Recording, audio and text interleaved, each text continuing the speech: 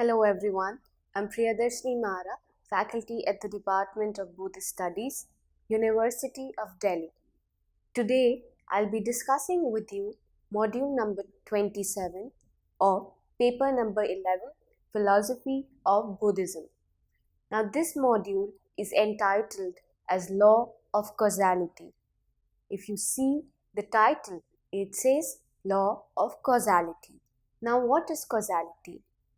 Causality is something that points out to the ever-conditioned nature of phenomenal existence. According to Buddha, everything is dependently arising, and that points out to the causal nature of phenomenal existence. Now, what Nagarjuna did was, on those lines of Buddha or Pratitya Samutpad or the doctrine of dependent arising given by Sakyamuni Buddha, he expounds that way and forms this law of causality. When we look at the Sarva Darshan Sangrah, which was written by Buddhist scholar and thinker Madhavacharya, it is stated in support of the Madhyamik doctrine that the self or the knower, the object or the known, and knowledge are mutually dependent. When we look at the self is the one that is the knower. The object lies outside and becomes the known. And the knowledge that we derive with the object and the self contact, these three are mutually dependent. The reality of one depends on each of the other two. And if one is false, then the other two also must be false. So you see that when one, either the self or the object is false, then knowledge necessarily has to be incorrect or false. Now let me give you an example. When we perceive snake in a rope, the object perceived in the rope, that is snake, is false. Hence, mind that knows such an object trains or acts out to be false, and the knowledge becomes false. Therefore, knower, known, and knowledge are called to be mutually dependent, and if one of them is false, the others must also be false. So, can you make out the connection between these three? How essential it is for these three to be mutually dependent in the right way. If one of them points out to something that is false or incorrect, then the rest of them also turn out to be false. The Madhyamik questions the reality of knowledge. Now here when we talk about law of causality, we see that Madhyamik questions the reality of knowledge. Commonly, it is held that in and through knowledge, our mind becomes directly related to the object. But the Madhyamik points at that contradiction is inherent in the nature of things or objects. When we talk in the general terms, or we take into consideration the other sects of Buddhism, we see that they state that the mind in and through, or the knowledge in and through our mind, becomes directly related to the object. But according to Madhyamik, they point out that the contradiction is inherent in the nature of things or object.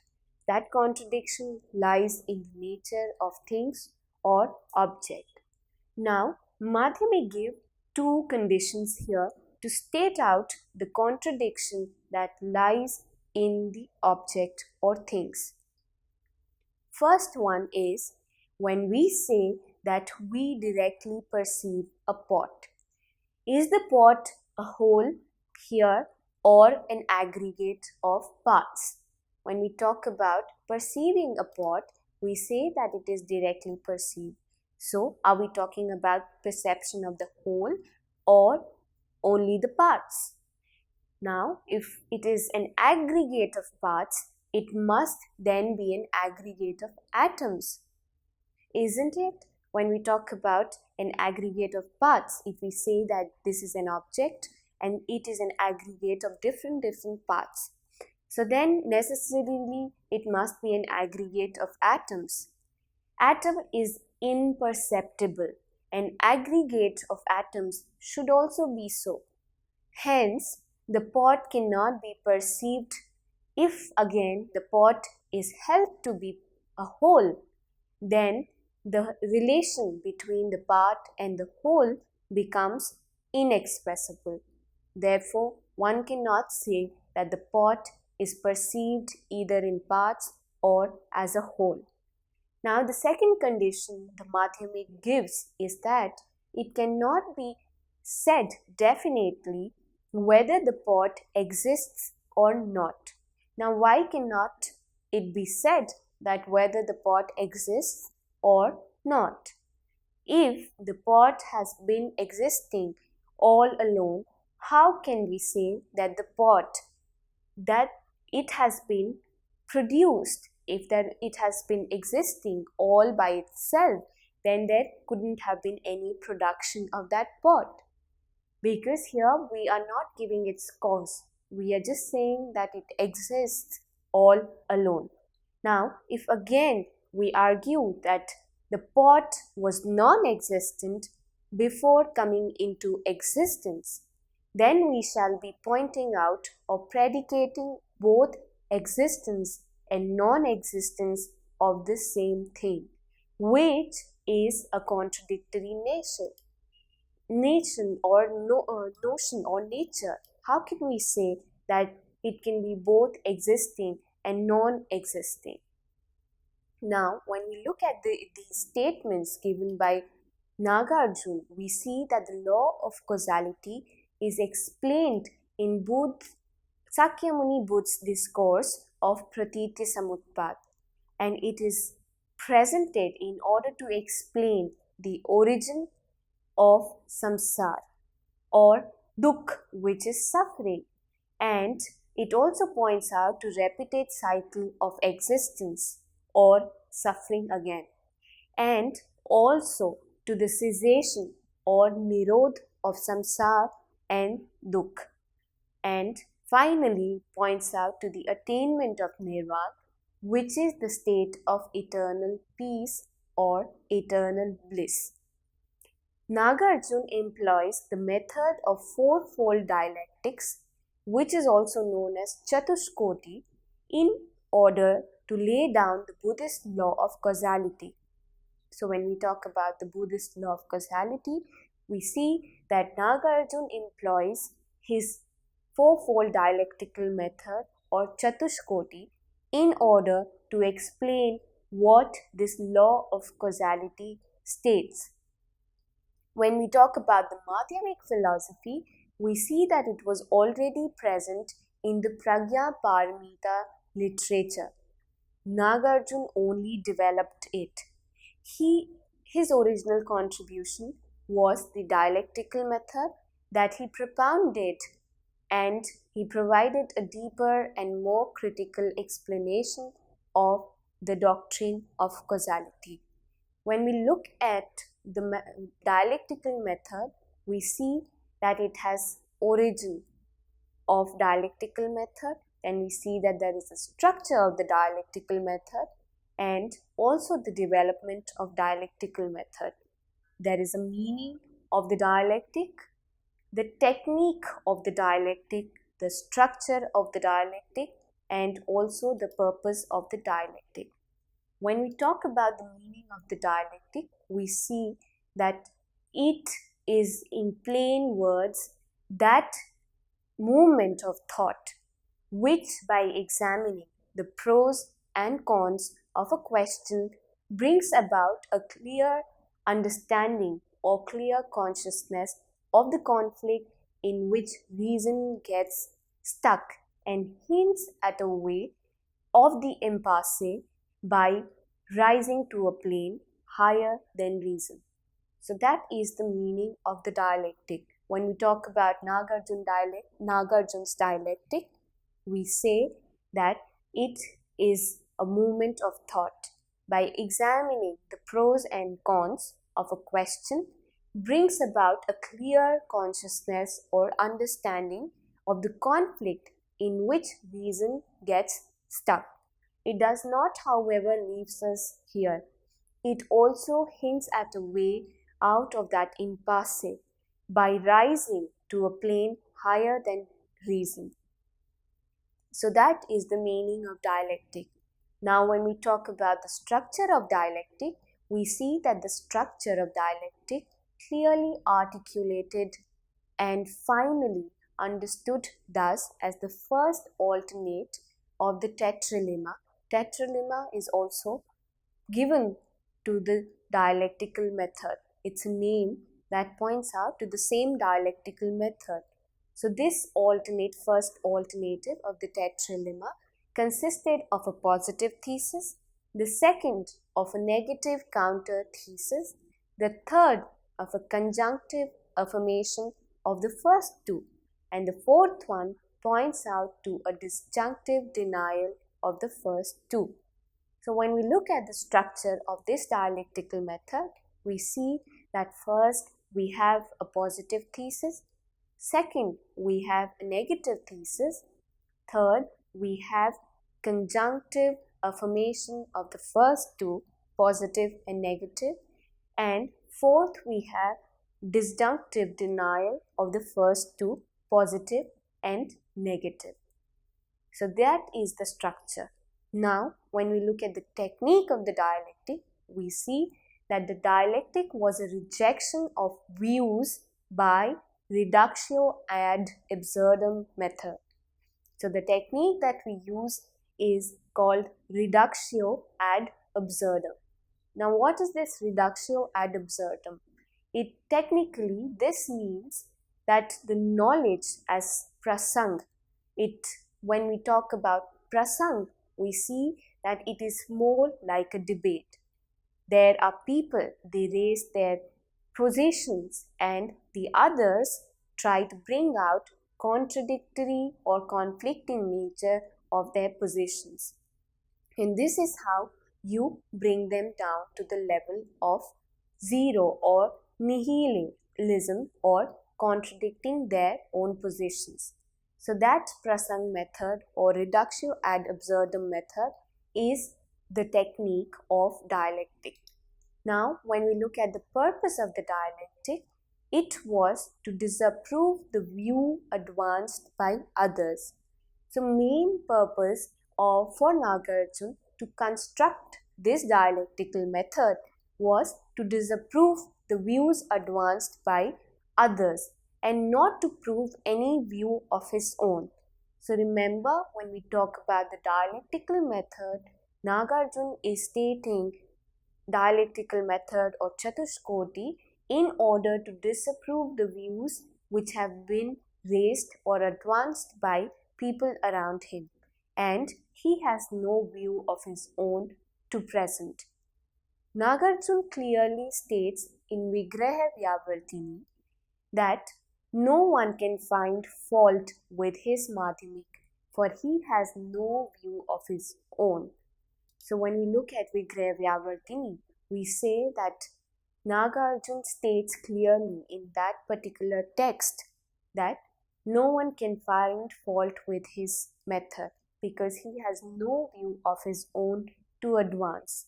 He who advances a view must necessarily prove to others, otherwise his words can mean nothing or can be brought down by the method of negation. When we look at the application of the dialectic, we see that Nagarjuna applies his tetralemma or the dialectical method to following. Applying his tetralemma to causality. When we talk about the application of the dialectic, we see that he's applied his dialectic to causality, and he says that there are only four views about causality. So first we've seen the meaning of the dialectic, then we've talked about the structure of the dialectic, then we talked about the technique of the dialectic. After that, we talked about the purpose of the dialectic, and now we see the application of this dialectic.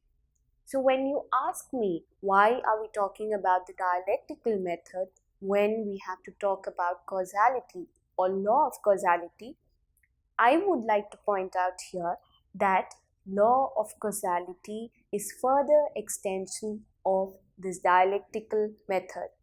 Applying his dialectical method, he brings out four views of law of causality, or four views of the causal nature of phenomenal existence. So an understanding of this dialectical method is essential in order to bring about these four views and in order to point out to the contradictory nature of the four possible causality or causal laws of existence. Now what we're going to understand here is that Nagarjuna picks up this dialectical method. He constructs his dialectic in such a way that the laws of causal nature, which have given by different schools of philosophy, are brought down in contradiction or in contradictory nature. So when he applies his tetralemma to causality, Nagarjuna says that there can be only four views about causality. And what are these four views? They are Swata Utpatti, Parata Utpatti, Dvabhyam Utpatti, and Ahetu Utpatti.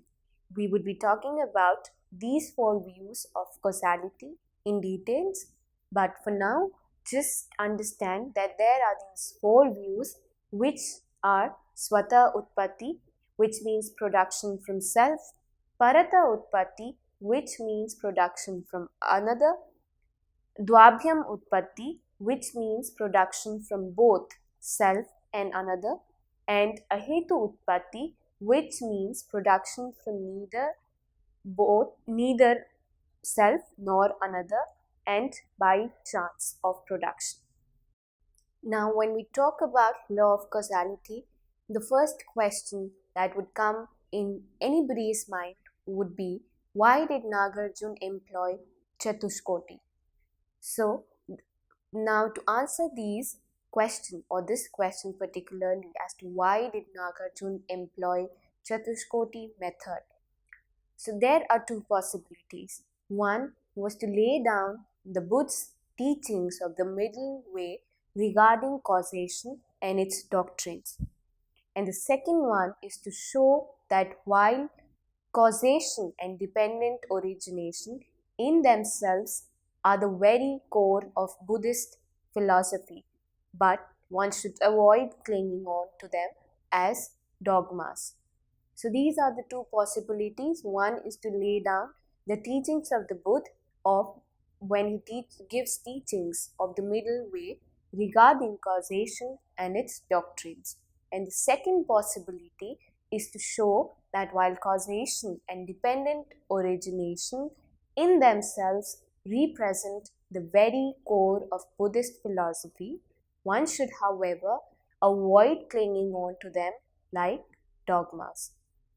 So it says that there should not be any clinging on to these causalities or to these notions of philosophical aspects like dogmas. Now, when we look at Mool Madhyamik Karika, which talks about the laws of causality in detailed exposition, we see that the first verse of Mool Madhyamik Karika says, Na swato napi parato, na dvabhyam napi ahetu, utpanna jato vidate bhavah kacchayan kacche. So, what are we trying to say? Na swato napi parato, na dvabhyam napi ahetu, utpanna jato vidate bhavah kachane kachan.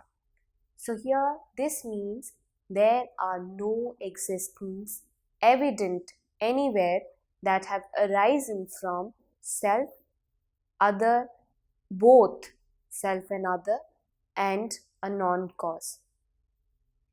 So you got an understanding of what we're going to deal with. Now, our area of study here is going to be that there are no existence evident anywhere that have arisen from either self or other or both or a non-cause. So these four possible views of causality are being rejected by Nagarjuna. So here what we're trying to say is that the entire phenomenal existence can be placed under the category of these four laws of causality or these four natures of causality.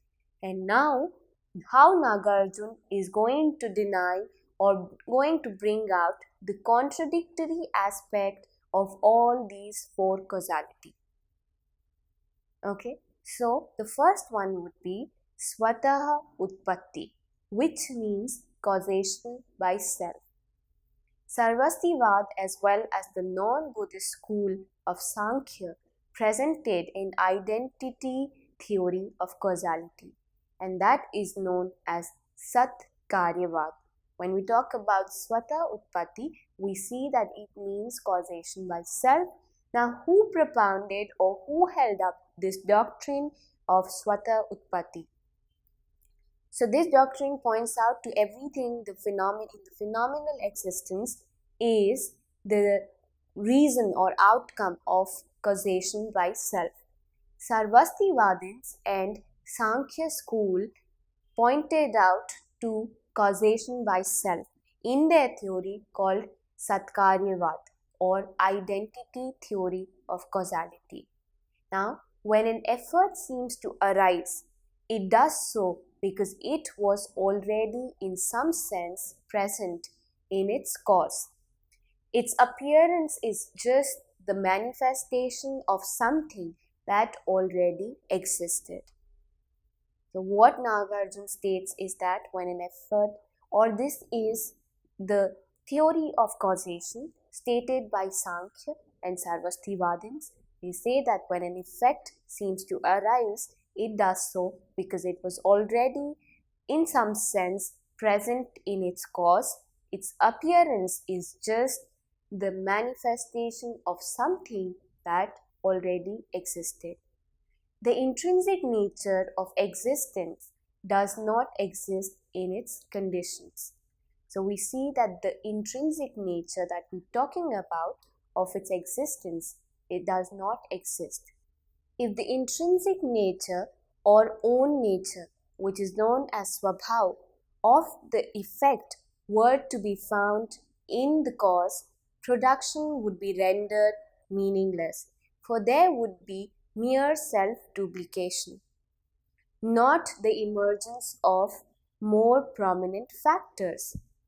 Our seed, for example, would produce only another seed and not a tree. When we talk about a seed, and if we say that it is the cause of self, causation by self, we say that if we're talking about a seed, then it would be producing only another seed and not tree. Then it is said by Nagarjuna that when the cause cannot be accepted to be partially actual or partially potential, it would then be accepting two conflicting natures in the same thing. So accepting a cause to be partially potential and partially actual does not make sense, because here by doing so we are holding up to the conflicting nature of the same thing, or to the two conflicting natures of the same thing. Then we see if the cause is wholly potential, even then it is said it cannot become actual without any extra means or efforts. Example, when we look at the production of a pot, then we cannot say that if the outer factors, that is the clay or the potter or the wheel do perform their actions, a pot cannot be produced. Buddha believed that self-causation leads to the belief in eternalism, that is Sashvatvat.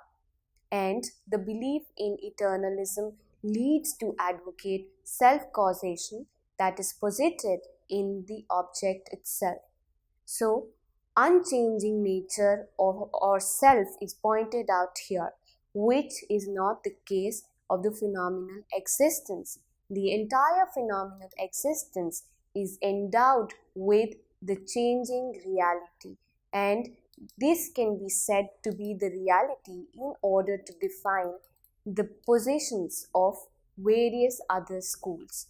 When we talk about the conditioned reality, it cannot be said that self-causation can be pointed out here because conditioned things are dependent on other factors for them to come into existence. How can we say that a seed or a pod for that matter turns out to be in themselves a whole because of themselves and they don't require any outer production or any outer effect? That is not true.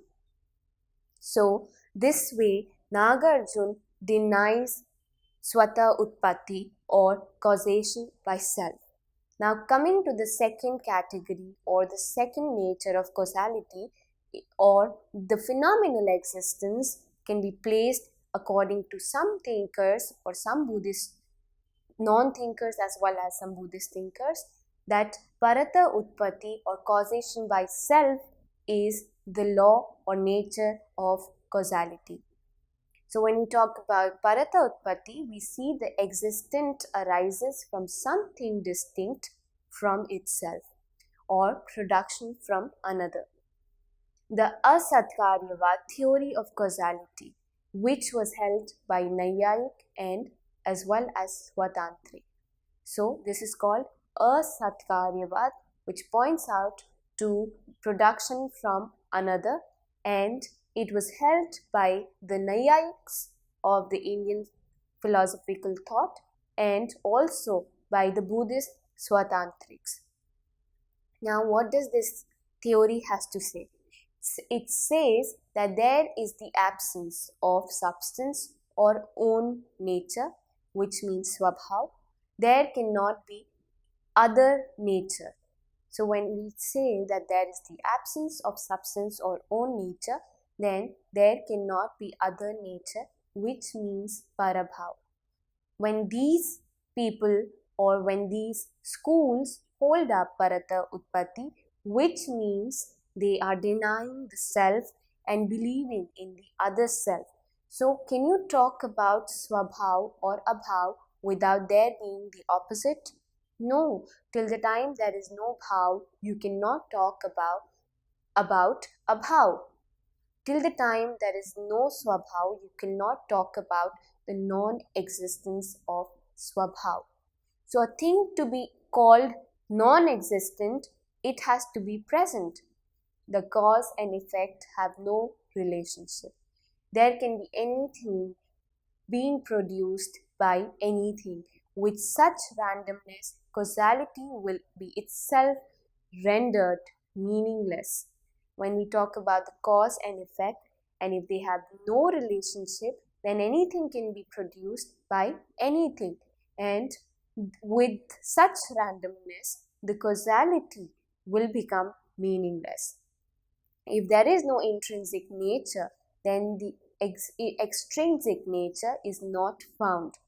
So until and unless there is nothing believed to be intrinsic, there cannot be anything extrinsic. There is no fire without heat. When we talk about fire, we need to talk about heat because that is the characteristic of fire. Buddha believed that non-identity leads to annihilation or uchedva.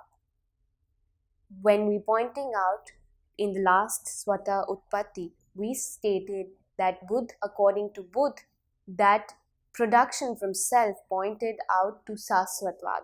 And here According to Buddha, the production from another points out to Uchedvad. So, this leads to another extreme of denying altogether the causal efficiency of individual violation or the faculty of using one's own will. So, these are the two extreme positions that were for sure denied by the Sakyamuni Buddha. One is Uchedvad and the other one is Sasvatvad. So here he is denying these two extreme. Nagarjuna is picking up the middle path by denying these two extreme positions, which is of self-production and of production from something other than the self. So that is Swata Utpatti and Parata Utpatti, in which the characterization or the phenomenal existence can be put together. When we look into the other two aspects, we see that the other two natures of causality or the possibilities of placing the phenomenal existence into the causal law is Dvabhyam Utpatti and Ahetu Utpatti. So, we see that Dvabhyam Utpatti means origin from both. Now, what is this origin from both? This origin from both means Swata Utpatti as well as Parata Utpatti. So we see that it is ridden with the inconsistencies of both Swata Utpatti as well as Parata Utpatti, and that is the reason Dvabhyam Utpatti is also denied. Then comes Ahetu Utpatti, which means origin from a non-cause, which also points out to the production or origin only by chance. So what are we trying to say here? Or why did Nagarjuna deny this Ahetu Utpatti? It is because when we talk about production by chance, then anything can be produced at anything and there will be no one taking the responsibility for their action. The entire ethical system will collapse because if we believe in Ahetu Utpatti, then any immoral action that we perform, no one is going to take responsibility for those actions. So the moral or the ethical value of the world will collapse or come to an end. And this is how Nagarjuna points out that the law of causality states the cause and effect relationship, and these four possibilities, which are stated by different schools of Buddhism as well as non-Buddhist schools, these all four can be denied because they are all ridden with inconsistencies. So therefore, there is no such law of causality, except for the fact that everything is in a causal and effect relationship and everything is dependent on certain other factors for its existence. And this is the law of causality given by Nagarjuna. But he also states that you should not stick on to it or hold on to it as a dogma. Thank you.